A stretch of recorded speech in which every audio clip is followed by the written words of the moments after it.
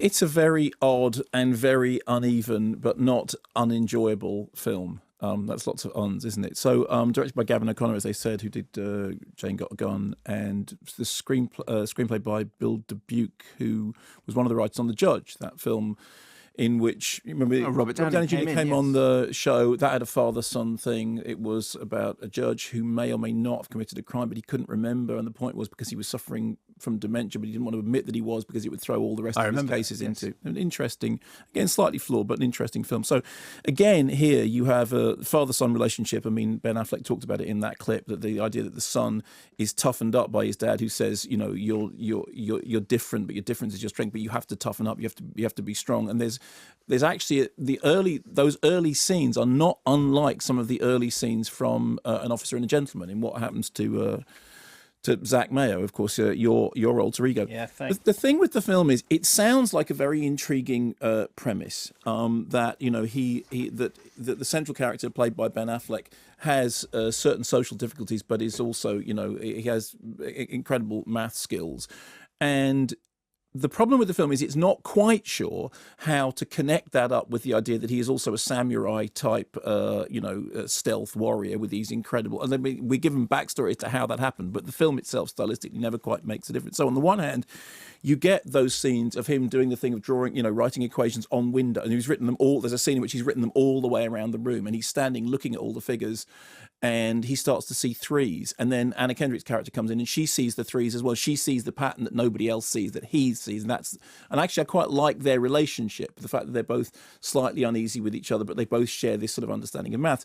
And then on the other side of it, there's the fact that he is this guy who can take out, you know, 9, 10, 11 guys with his bare hands with, high-powered weaponry, because he's been... And so the movie sort of goes from being, on the one hand, this thing about a guy who lives in he's got a house, but he's also got a trailer which has got Jackson Pollock on the wall, and he's brilliant with figures, but he's also... And it feels like there are two different movies welded together. Now, you very astutely said in that interview, isn't there a bit of Batman in this? And there is certainly that idea, you know, that you've got the reclusive figure who's very, very secretive, has extraordinary powers, but is, you know, one removed from the world.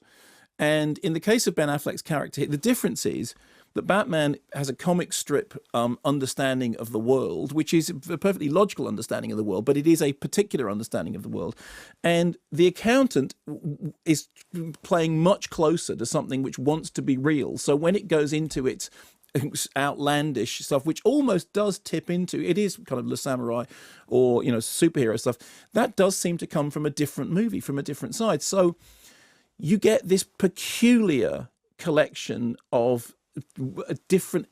It's like it wants to be three different things. It can't quite decide what it is that it wants to say about the central character. It can't quite decide whether the tone wants to be action, adventure, or... There's quite a lot of comedy. I mean, Anna Kendrick, there are huge moments in which Anna Kendrick actually does raise a laugh through the smallest gesture, because she's naturally very funny, but she's also a brilliant, you know, very, very good performer.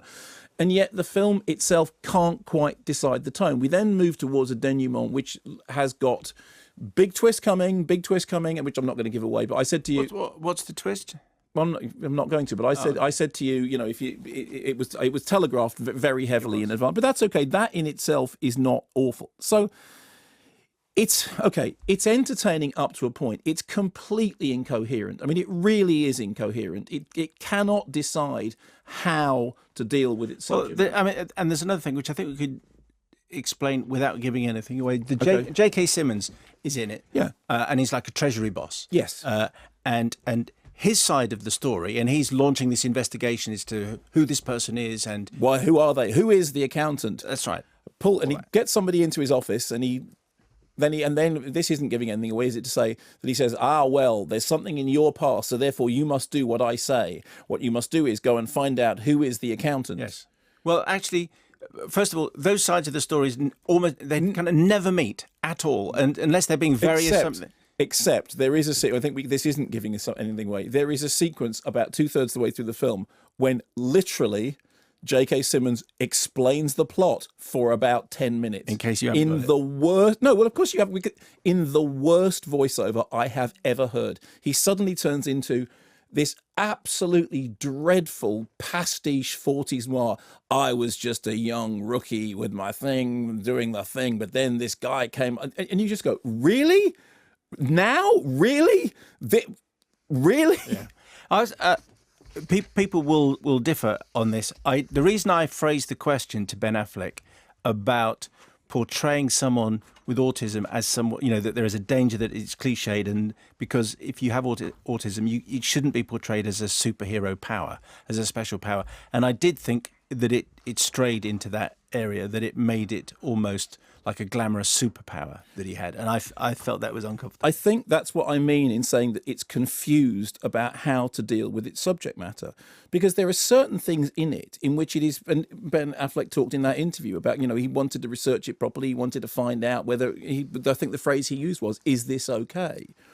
And yet the film itself is awkward in relation to that, because it never quite decides whether it's dealing with it in a fantastical way and what you refer to as a superpower way, or whether it's dealing with it in a serious way, or whether it's dealing with it in a... It just doesn't quite know.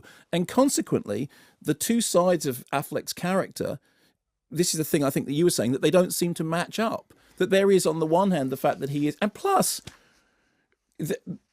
Again, without wishing to give it, the whole reason about him being called...